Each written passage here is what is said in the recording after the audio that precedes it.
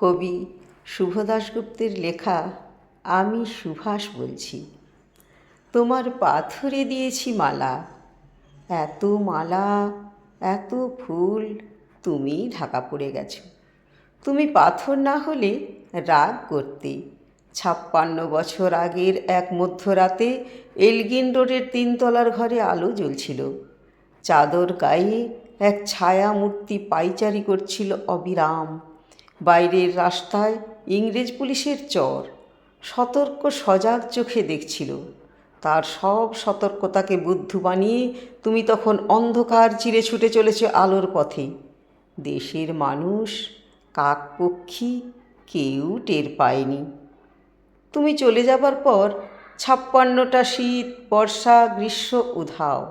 তুমিও সেই থেকে প্রত্যেক জানুয়ারিতে পৃথিবীর এপাড়া ওপাড়া সব মাটিতে তোমার অনশ্বর পায়ের ছাপ, তোমার সব রাইফেলে তোমার বুকের বারুদ, সব কুচকাওয়াজে তোমার সেনার ছন্দ। পরশ পাথরের মতো স্বাধীনতাকে খুঁজেছে তোমার অন্তরে লুকিয়ে থাকা খ্যাপা। তোমার গন্তব্যস্থল ছিল স্বাধীনতা, তোমার পথ ছিল স্বাধীনতা, তোমার স্বপ্ন ছিল স্বাধীনতা, তোমার প্রেম ছিল স্বাধীনতা। তুমি রক্ত চেয়েছিলে স্বাধীনতার জন্য, তুমি তাই পাথর। যারা স্বাধীনতার আড়ালে চেয়েছিল গদি, চেয়েছিল সিংহাসন, ইংরেজের ছেড়ে যাওয়া লুটের রাজ্যপাট, তারা রইল সুখী। ভারতবর্ষের টাকায় তাদের সুখ, তোমার নয়। ভারতবর্ষের অফিসের আদালতে তাদের ছবি, তোমার নয়। ভারতবর্ষের সংবিধানে তাদের সই সাবুত, তোমার নয়। ইংরেজ গরিব মানুষকে পায়ের নিচে রাখত, আমরা বড়লোকদের মাথায় করে রেখেছি। স্মাগলার কিংবা ডাকাতকে জোড় হাতে সভাপতির আসনে আহ্বান করেছি। ইংরেজ দেশের ধনসম্পত্তি লুট করত, আমরা দেশটাকে বেচে দিচ্ছি।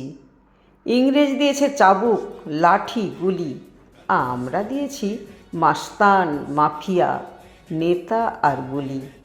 ইংরেজ দিয়েছে কালাপানি, সেলুলার জেল, আমরা দিয়েছি টিভিতে সুপারহিট মোকাবিলা আর আইনসভায় আয়ারাম গয়ারামের খেল। ৫৬ বছর আগের এক মধ্যরাতে পরাধীন এই দেশ ছেড়ে তুমি চলে গিয়েছিলে স্বাধীন এক স্বদেশে ফিরে আসার স্বপ্ন নিয়ে।